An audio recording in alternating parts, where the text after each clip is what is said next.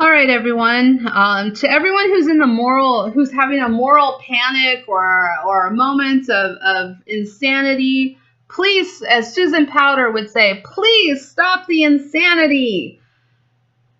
Donald Trump is not a racist. Donald Trump says outlandish things to get your attention, to draw you in, and get your attention, and then he punches you with the deal.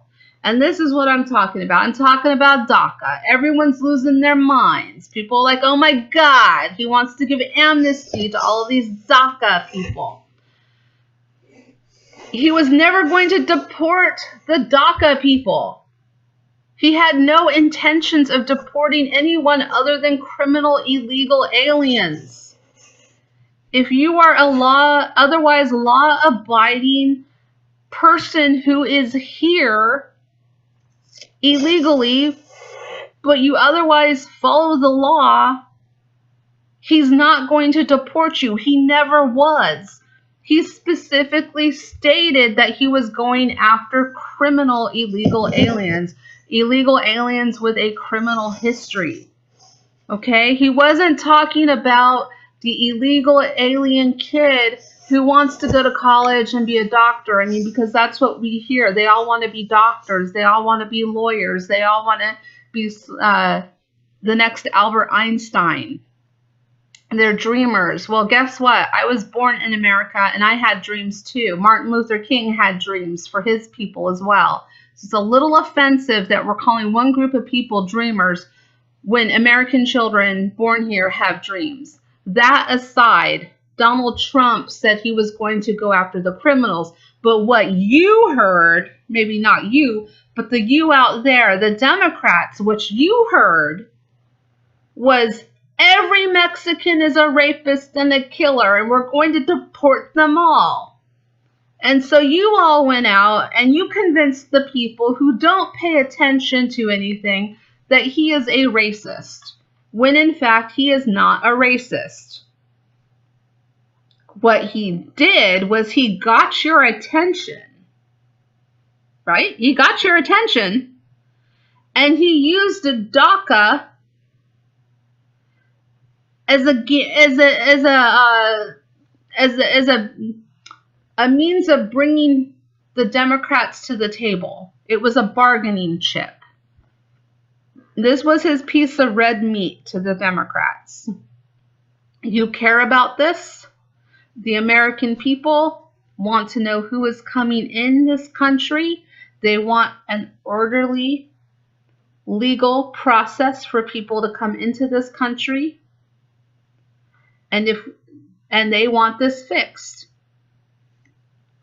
And so we're going to put up a border wall, and we're going to make Mexico pay for it. Otherwise, we're going to deport all these DACA people. And everyone went, what? Oh, what a racist. I better go down there with my sign and tell him I'm a dreamer and tell him I'm here illegally. But I'm scared because my family might get deported. But I'm going to be in front of every single camera on the national news and let you know I'm a dreamer, I'm a DACA recipient, and I'm here illegally. That doesn't jive. But the fact of the matter was that Donald Trump had no intention of deporting anyone here illegally unless they had a criminal record. And when I see these videos of these people, Jose Gutierrez lived here, brought here when he was 2 years old, 30 years ago, is married, has children, but he's got a criminal record. He's got DUIs. He's been dealing drugs. But we need to feel moral outrage because he's being deported and his family is being split up. One, he should have filed for citizenship. And again, I propose that if you are 18 years old and you are here illegally, when you apply for college scholarships or any sort of public assistance, you automatically apply for citizenship. Automatically. I've laid out my plan in other videos. I'm not going to beat a dead horse. I'm not in public office. I can only make suggestions as to what I would do. So one, I don't know the guy's name, but I'm just saying Jose Gutierrez should have applied for citizenship sometime in that 30 years. We had 30 years to put in an application for citizenship. Why didn't he do it? That's my question. Why didn't you do it? Don't say you're afraid. No, nobody gets deported unless you have a criminal record. And even then, the state of California is protecting that murderer of Kate Steinle, who only found him guilty of a gun charge for murdering an American citizen. So don't tell me you're afraid. Okay? Second of all, nobody's breaking up his family. His family is deciding that they are going to break up. Because no one's stopping his family from going back to Mexico with him. Okay, only his family is deciding not to go. And here's the thing about the border wall. Border walls work. And I'll tell you why they work. If border walls didn't work, the Democrats would not be throwing a tantrum on the floor, pissing their pants over it. Okay? So that's how you know walls work, because that is blocking the flow of their future voters, because what the Democrats do is they plan to put you on a social welfare program, and so you become dependent upon the government, thus you become dependent upon the Democrat Party, who gives you all of these subsidies or all these government handouts off of the work of the working American taxpayers. Because I don't care if you're an illegal alien. If you're working here, you're working under the table. You're not paying taxes. So that government assistance is not coming from your family member who's working picking lettuce, because your lettuce picker is working off the books and not paying taxes. Which is why I'm more for a sales tax. If we're going to have taxes, it should be a fair, either a flat tax or a sales tax, because everybody buys goods. So everybody would pay into taxes if we went to a national sales tax, including the illegal alien who works off the books. So that's also my little thing about taxes. But DACA, amnesty, whatever you want to call it, was a bargaining chip and a pawn to bring about comprehensive immigration reform, which we want. American people vastly, overwhelmingly want comprehensive immigration reform. We want an orderly immigration system. We want to know who's coming in. We want to make sure that whoever's coming in is not a criminal. We want to make sure that whoever's coming in here is not going to wage holy jihad. I mean, that's only fair. And the funny thing is Vicente Fox, who was the president of Mexico, actually went on Hannity's show earlier this week and said, yeah, there should be a border wall. We have a border wall at our southern border. And yeah, we're neighbors. We'll be willing to kick in half of the bill for that border wall. Well, there you go. Donald Trump has won.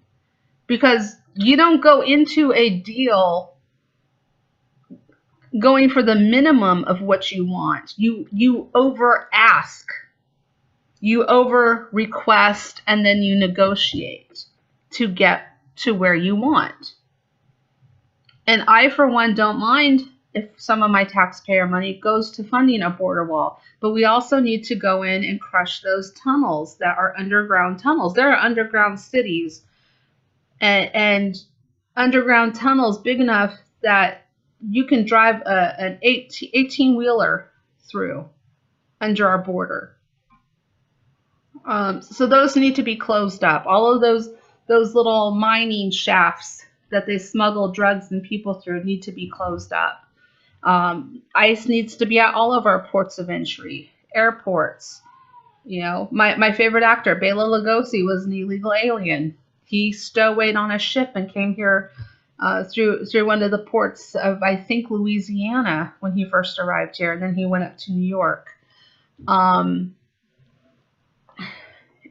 But ICE needs to be at every port of entry. If you overstay your visa, like I said, more than 7 days under my plan, someone will be knocking on your door, finding out what's going on. If you need help filing an extension, then assistance should be provided. Citizenship should be streamlined. It should be affordable to those who have merit. If you want to be a contributing American, I am a civic nationalist. I think America is the best country in the world. I think you're a fool for not wanting to come here, because I honestly think that there is no country better in this entire world. I am proud to be an American. I am proud of my founders. I am proud of everyone from George Mason to George Washington to Benjamin Harrison, right down to Quanah Parker, the last chief of the Comanches, to Geronimo, to Theodore Roosevelt, to Robert E. Lee, to Richard Henry Lee. I am proud of everyone and every positive contribution that they have made to this country. Abraham Lincoln, I'm willing to throw out. Abraham Lincoln and Andrew Jackson, I'm willing to toss those two back. Just because Abraham Lincoln ordered the largest assassination of Native Americans in history, something you're not taught about in your school books. And Andrew Jackson, we all know that he sent the the Chickasaws, the Choctaws, and the Cherokee out west. They were the 5 civilized tribes because they had assimilated into white culture. They owned slaves. They owned property. When they found out that Andrew Jackson wanted to kick them off of their land and take their property from them against the law, they went to court.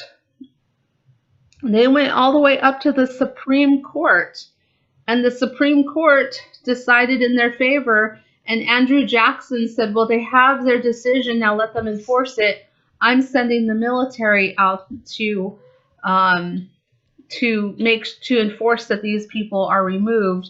And when these tribes were moved, one of the things that doesn't really get talked about is the fact that on the Trail of Tears were also the people that were enslaved to these tribes.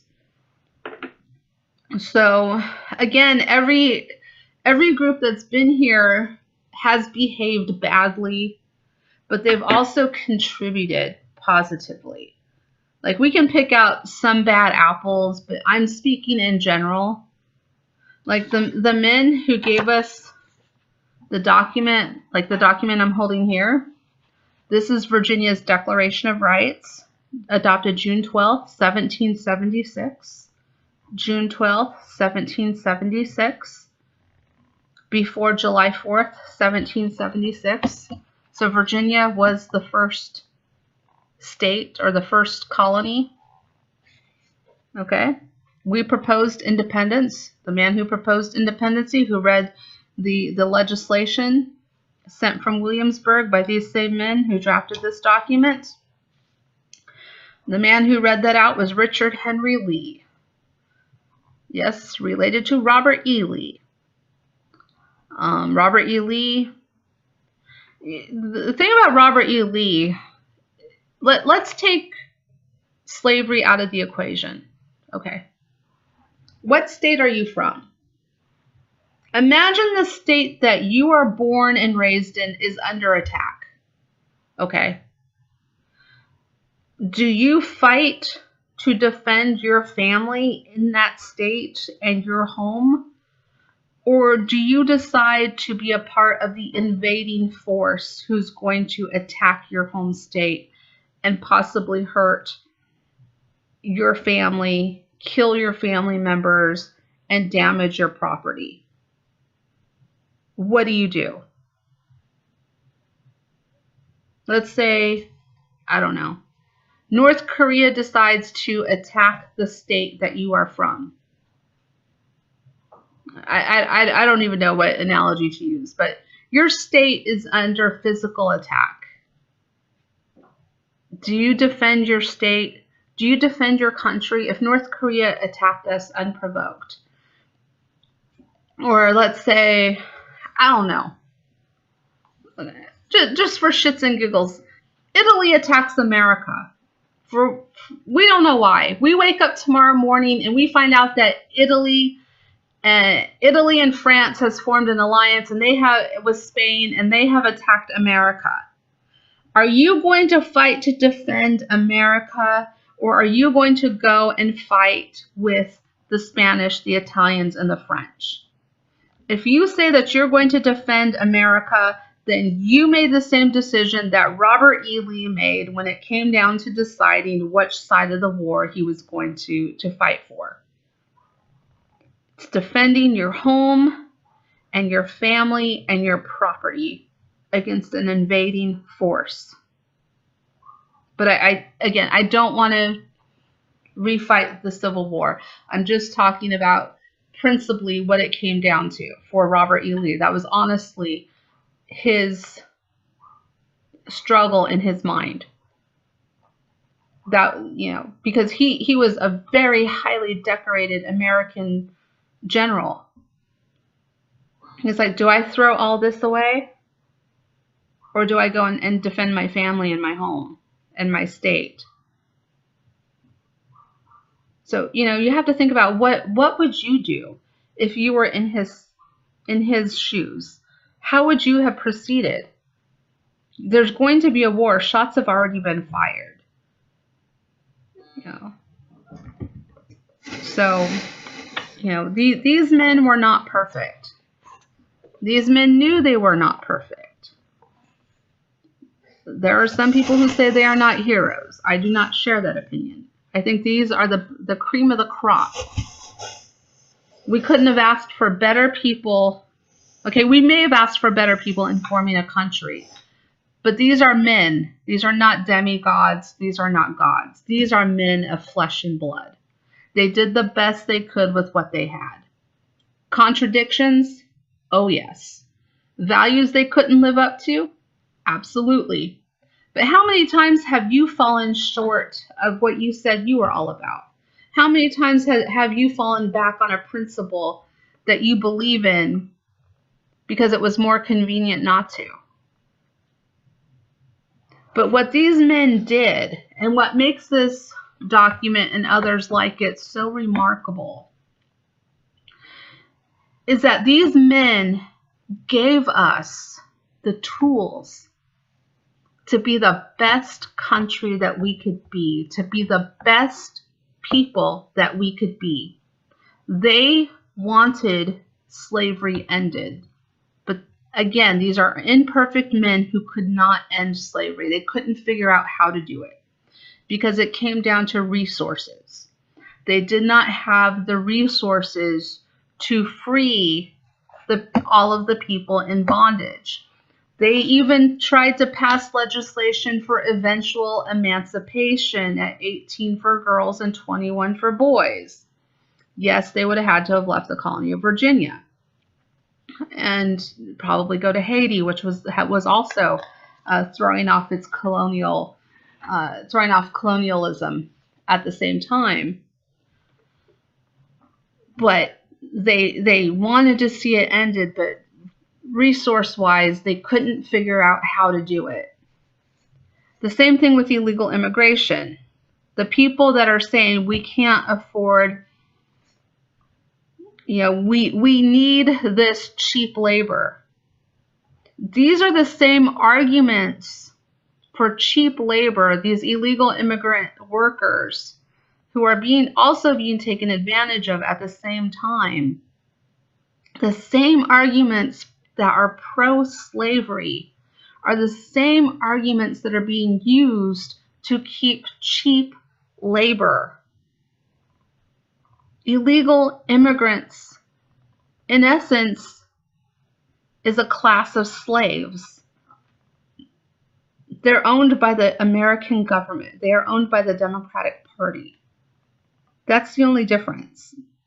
No, there's not a deed with an illegal person's name on it that says it belongs to Nancy Pelosi.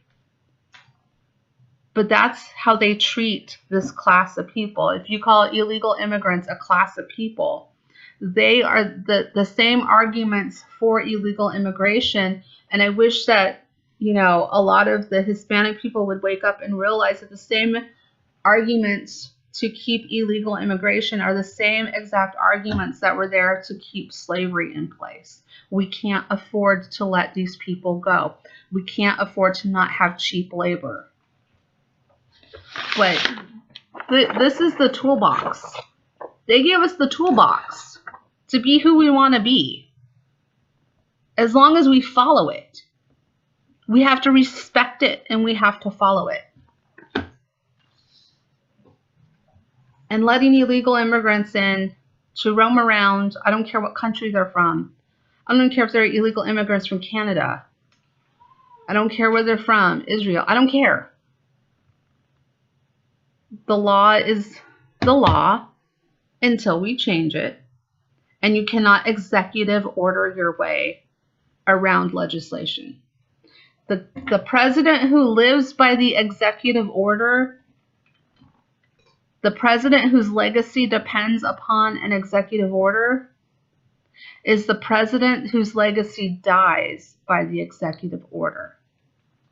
The president who follows the Constitution and says, I don't have the right to legislate, I execute authority, I execute the laws. I can enter into treaties with foreign governments, but what my job is I'm the executive branch of government. I execute laws. I cannot, therefore, make law. The body that makes law, legislation, is the legislative authority, the Congress, the House of Representatives, and the U.S. Senate. Those two need to come together and make the law.